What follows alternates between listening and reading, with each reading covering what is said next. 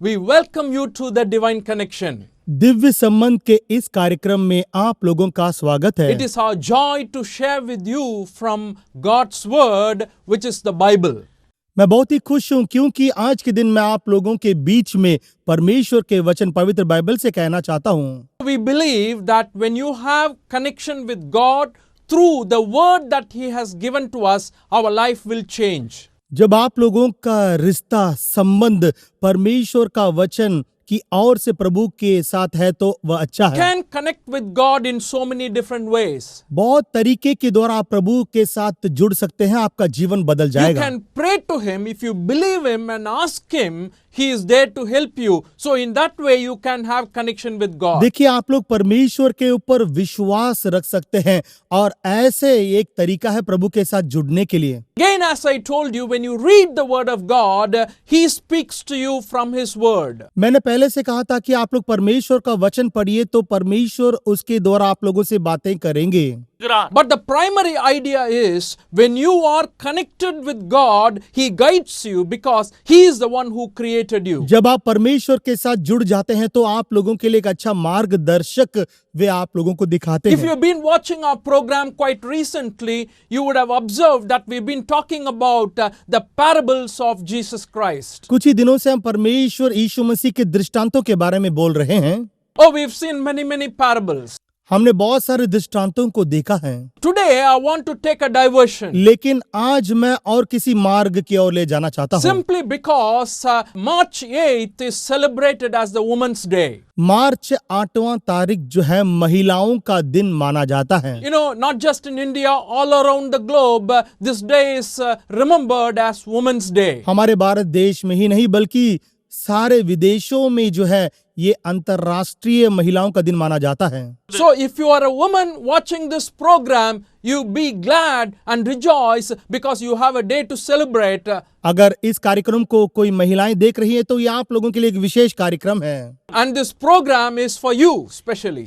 और खास करके आज का ये कार्यक्रम आप लोगों के लिए ही है। It does not mean men do not see this program. ऐसा नहीं कि आदमी लोग इसको नहीं देखना है। Men also please stay tuned. आदमी यानी पुरुष भी इस कार्यक्रम को देखिए। But we want to share from the Word of God the value of women as prescribed in the Bible. आज के दिन पवित्र बाइबल में जैसे बताया गया है महिलाओं का महत्वपूर्ण क्या है, आज के दिन हम देखेंगे। You know, in our country, you will notice that people always prefer to have a boy child. दोस्तों, आप लोग देखे होंगे कि हमारे देश में ज्यादातर लोग लड़कों को ही जन्म देना चाहते You know, हैं। for various reasons they come to this decision. बहुत सारे कारण के वजह से वे ऐसे निर्णय लेते हैं। I know of families that have tried to have a baby boy one after the other and all girl children has been born. ऐसे एक परिवार में होता है कि एक लड़के पाने के लिए बहुत सारे लड़कियों को वे पैदा कर देते हैं। You know, the statistics in India says for every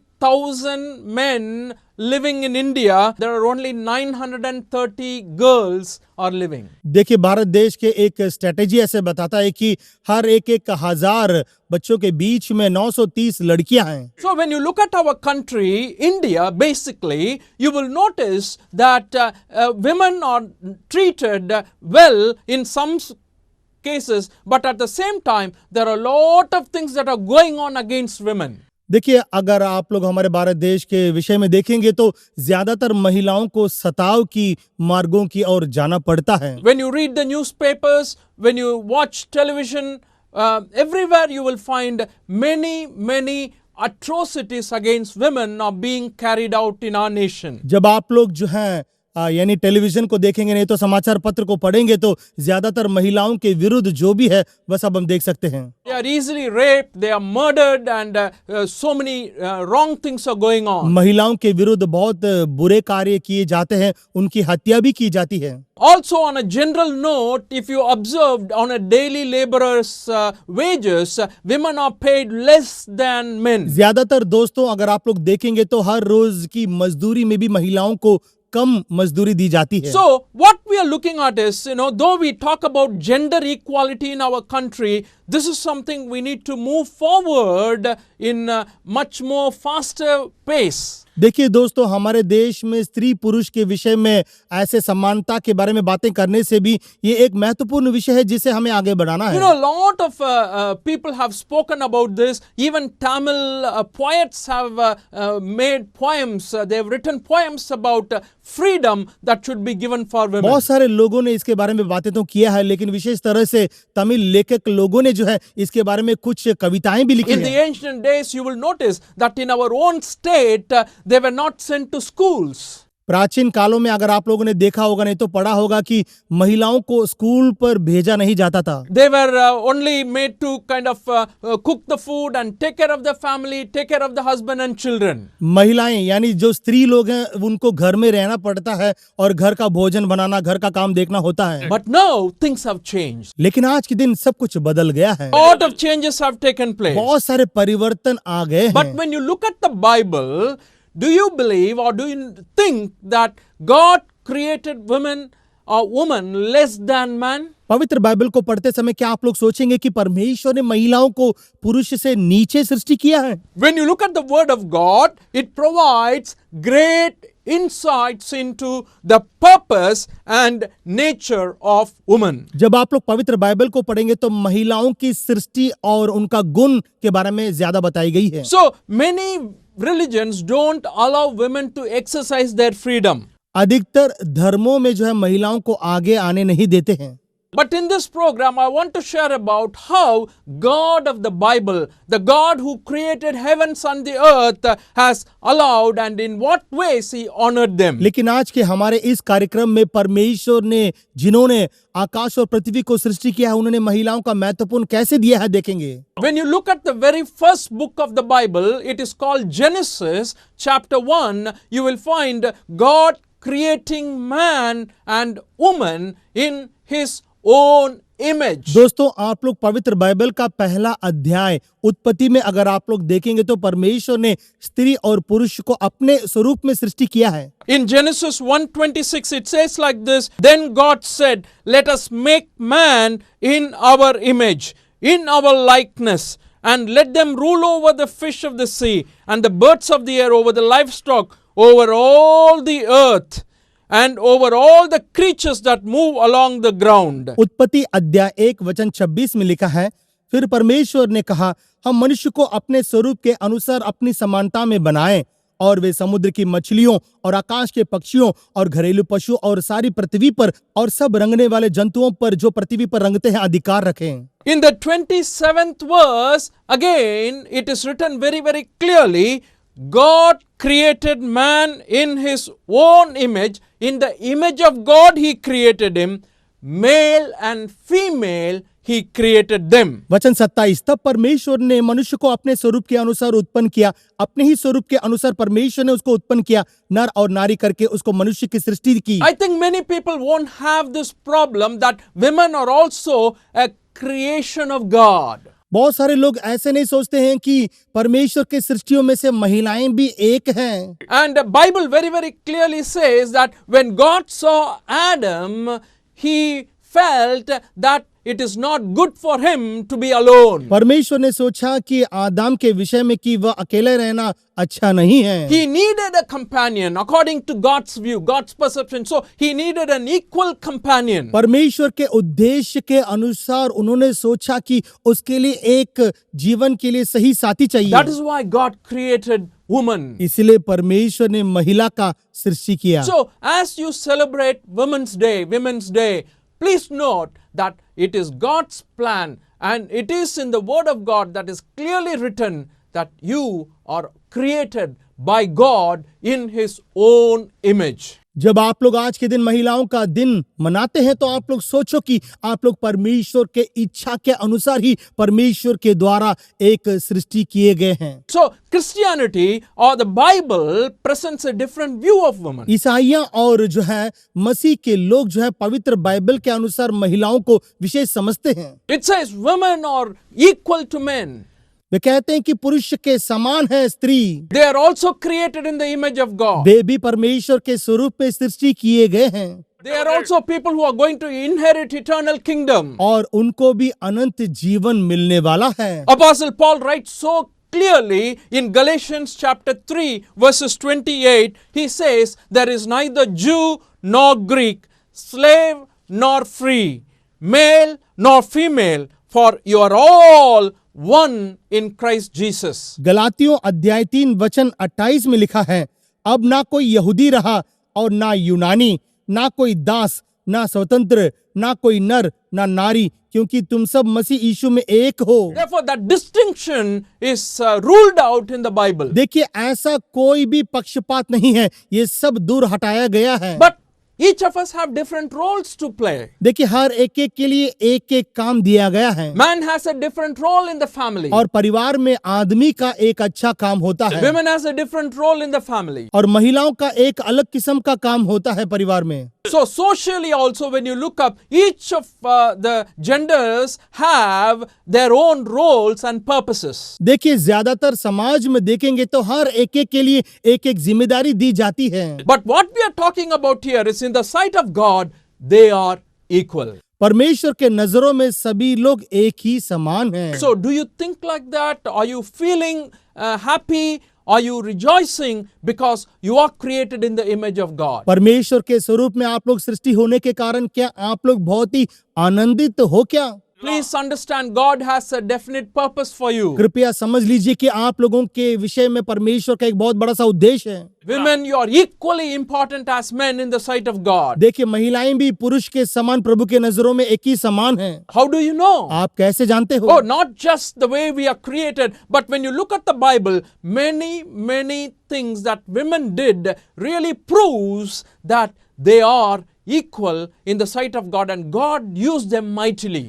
जैसे आप लोग सोचते हैं वैसे नहीं, बल्कि महिलाओं ने जो कुछ भी करके स्थापित किया है वह सब दिखाता है कि वे बहुत ही महत्वपूर्ण हैं। Therefore, we're going to look at a few things that how women are used in the word of God. और आज के दिन परमेश्वर के वचन में महिलाएं कैसे इस्तेमाल किए गए हैं उसके बारे में आज के दिन हम देखने वाले हैं। You know, word of God, when we say these are real records of events that have happened in the past. जब हम कहते हैं कि परमेश्वर का वचन ये सब सच है जो प्राचीन कालों में हुआ है। Therefore, when you look at the Bible, the way they were used by God shows to us that they are very important. जब आप लोग पवित्र बाइबल में पढ़ेंगे तो आप लोग देख सकते हैं कि परमेश्वर के नजरों में ये महिलाएं कितनी ही महत्वपूर्ण थे। We are going to take a brief music break now. और अभी एक छोटा सा म्यूजिक ब्रेक हम लेने वाले हैं। As we take this music break, kindly think about what we've been sharing so far. इस म्यूजिक ब्रेक में आप लोग सोचिए कि हमने क्या सुना है। If you are a woman, rejoice. अगर आप लोग महिला हैं तो आनंदित रहिए। Don't be sad that you are born a woman. दुख मत होना कि मैं महिला के रूप में पैदा हुई हूँ। You are really great in the sight of God. परमेश्वर के नजरों में आप बहुत ही बहुमूल्य हैं। The first thing we said was both man and woman are equal in the sight of God, and they are created in the image of God. नर और नारी दोनों परमेश्वर के नजरों में एक ही हैं और वे प्रभु के स्वरूप में बनाए गए हैं। Women are honored and treated with respect in the Bible. पवित्र बाइबल में महिलाओं का सम्मान और आदर किया गया है, हम देख सकते हैं। And when you read various verses in the New Testament, you will find that they are given importance and very categorically and obviously stated that men must honor them, men must respect them. नए नियम में महिलाओं का आदर किया गया है और बहुत ही साफ बताया गया है कि पुरुष स्त्री का आदर करना है। I'll give you one verse. 1 Peter chapter 3 verse 7. पहला पत्रस 3 वचन 7 में हम पढ़ेंगे। It says, husbands in the same way be considerate as you live with your wives and treat them with respect as a weaker partner and heirs with you of the gracious gift of life, so that nothing will hinder your prayers. वैसे ही हे पतियों, तुम भी बुद्धिमानी से पत्नियों के साथ जीवन निर्वाह करो और स्त्री को निर्बल पात्र जानकर उसका आदर करो, ये समझकर कि हम दोनों जीवन के वरदान के वारिस हैं, जिससे तुम्हारी प्रार्थनाएं रुक ना जाएं। The word I want you to note in this verse is you respect them as the weaker partner. देखिए, ये वचन बहुत ही साफ बताता है कि वे बहुत ही निर्बल पात्र हैं, इसलिए उनका आदर करो। And what is this respect we should give them? देखिए ये आदर ये क्या है, कैसे देना है? See, the important thing to realize is, they are weaker vessel, therefore handle them with care. देखिए वे बहुत ही निर्बल पात्र हैं, इसीलिए उनको बहुत ही सावधान से संभालना है And you have to exercise all carefulness in handling them. और उनको संभालने में बहुत ही सावधान चाहिए You have to care for them. और उनके ऊपर ध्यान लगाकर उनका देखभाल करना है You have to meet their needs. और उन लोगों की जरूरतों को पूरा करना है You have to be tender and considerate. और उनके ऊपर ज्यादा ध्यान लगाना चाहिए। How to do that? An example is given in the book of Ephesians. ये सब कैसे कर सकते हैं? उदाहरण इफिसियों की किताबों में बताया गया है। He says, Ephesians 5:25, husbands, love your wives just as Christ loved the church and gave himself up for her. हे पतियों, अपने अपने पत्नी से प्रेम रखो जैसे मसीह ने भी कलीसिया से प्रेम किया है। And to make her holy, cleansing her by the washing with water through the word, and to present her to himself as a radiant church without stain or wrinkle or any other blemish, but holy and blameless. अपने आप को उसके लिए दे दो कि उसको वचन के द्वारा जल के स्नान से शुद्ध करके पवित्र बनाएं और उसे एक ऐसे तेजस्वी कलीसिया बनाकर अपने पास खड़ी रखें जिसमें ना कलंक, ना जुर्री, ना कोई ऐसी वस्तु हो। Ephesians 5:28, the same passage concludes very beautifully the idea what we've been talking about. He says, in the same way, husbands ought to love their wives as their own bodies. He who loves his wife loves himself. इफिसियों 5:28 इसी प्रकार उचित है कि पति अपनी अपनी पत्नी से अपनी देह के समान प्रेम रखें।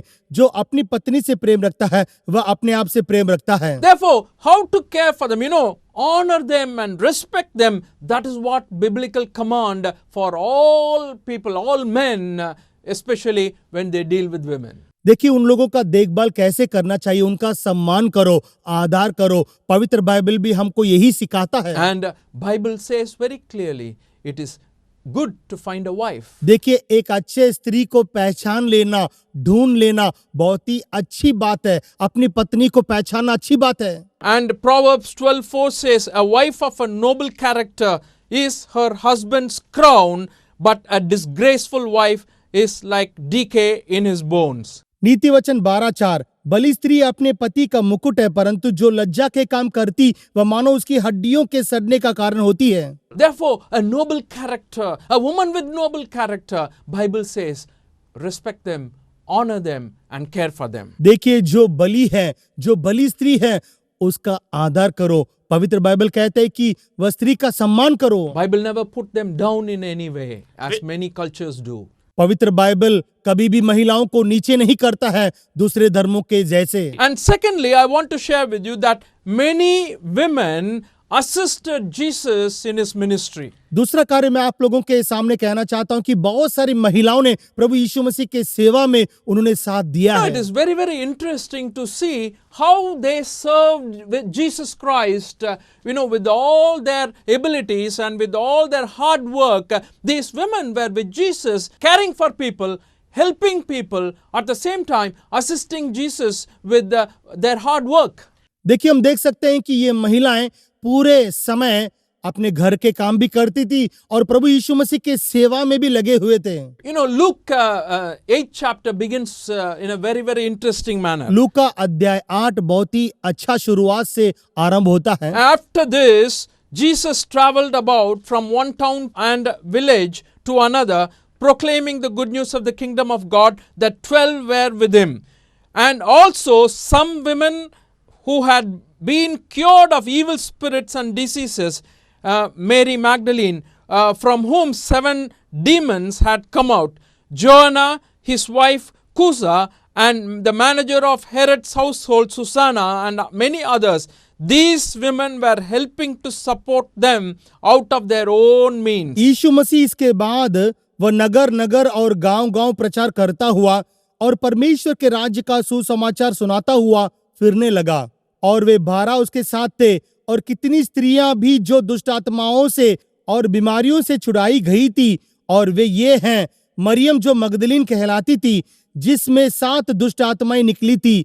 और हेरोदेस के भंडारी खोजा की पत्नी यहोना और सूसनहा और बहुत सी और स्त्रियां, ये तो अपनी संपत्ति से उसकी सेवा करती थी। They served Jesus with their earnings, whatever they have earned, they gave and they ministered with Jesus. देखिए, लिखा गया है कि उन लोगों ने अपने कमाइयों के द्वारा प्रभु यीशु मसीह का सेवा का साथ दिया था। It is a very, very important thing we need to keep in mind. Today how we treat women, is kind of altered or changed by this understanding coming out from the Bible. देखिए, यहाँ पर आज के दिन हम महिलाओं का सम्मान कैसे करते हैं। देखिए, यीशु मसीह ने उनका आदर और सम्मान कितना अच्छा किया है। In Jesus' ministry, many women played a vital role. We cannot neglect that. यीशु मसीह के सेवकाई में बहुत सारे महिलाओं ने बहुत बड़ी बड़ी जिम्मेदारी लेकर सेवा की है। In the Gospel of Luke 7th chapter, लूका सुसमाचार किताब अध्याय 7, there was a sinful woman who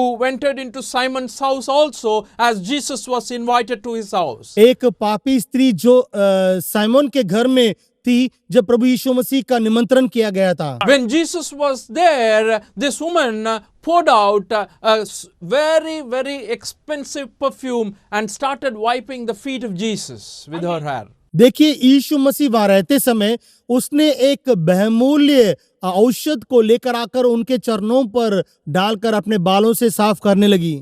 And she was expressing her gratitude to Jesus. यीशु मसीह के सामने अपना स्वभाव को दिखाने लगी। She has been forgiven so much. उसको बहुत ज्यादा क्षमा मिला। She was very grateful for what Jesus has done in her life. यीशु मसीह ने उसके जीवन में जो कुछ भी किया है उसके लिए वह धन्यवाद योग्य बनकर ऐसे काम करने लगी। I am sure today when you look at Christianity, when you look at churches, when you look at other meetings, I find a lot of women participating, taking part in the services and committing their lives to God. और आज के दिन कलीसियाओं में बहुत बड़े बड़े meeting में, सुसमाचार के मीटिंग में हम बहुत सारे महिलाओं को देख सकते हैं जो अपने आप को समर्पण किए हुए गए हैं। So when you look at the Bible, there also you find many women were serving God. और पवित्र बाइबल में हम देख सकते हैं कि बहुत सारे महिलाओं ने प्रभु यीशु मसीह का सेवा किया And है। also one more thing I want to share with you before we wind up this program. और अभी समाप्त करने से पहले और एक कार्य मैं आप लोगों के बीच में कहना चाहता हूँ। In the early church, thirdly, we notice that God used women in the expansion of the church. प्राचीन काल के समय की कलीसिया में कलीसिया की बढ़ोतरी के लिए परमेश्वर यीशु मसीह ने महिलाओं का इस्तेमाल किया है। In the book of Acts, that is a book that talks about how the church spread to different regions. प्रेरितों के किताबों के द्वारा हम जान सकते हैं कि उन दिनों में कलीसिया की बढ़ोतरी कितना ज्यादा बढ़ गई है। In the first chapter, verses 12, you will notice that then they returned to Jerusalem from the hill called Mount of Olives, a Sabbath day's walk from the city. And in 13 and 14 it says like this, when they arrived, they went upstairs to the room where they were staying. Those present were Peter, John, James and Andrew, Philip and Thomas, Bartholomew, Matthew, James son of Alphaeus, Simon the Zealot and Judas son of James.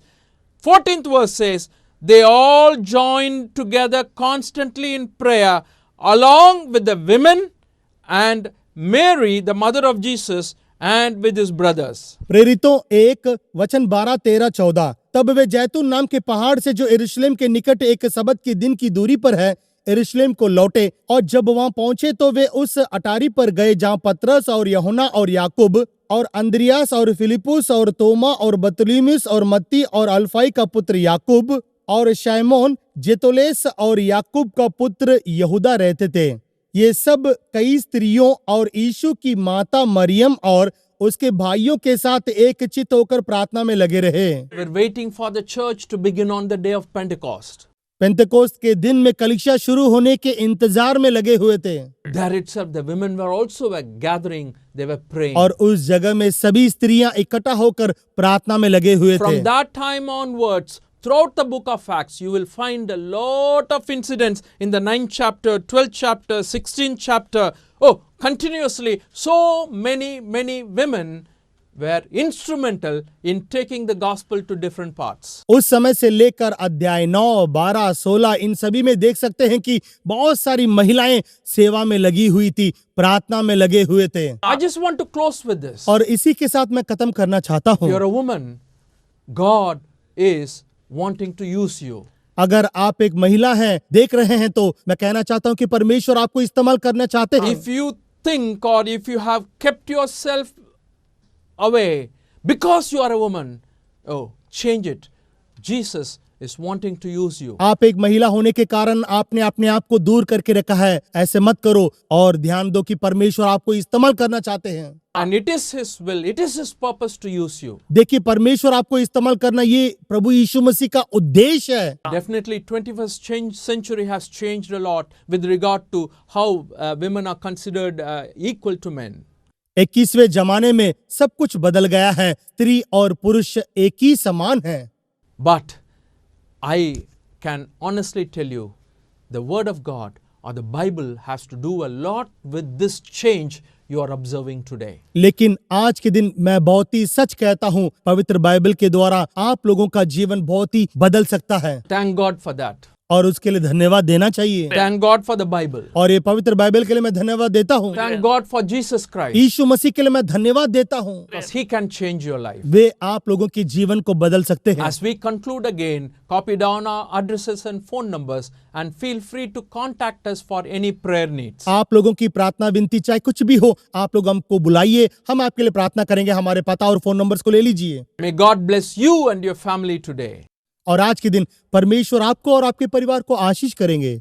Study the Word of God in a private and personal way through our online study website.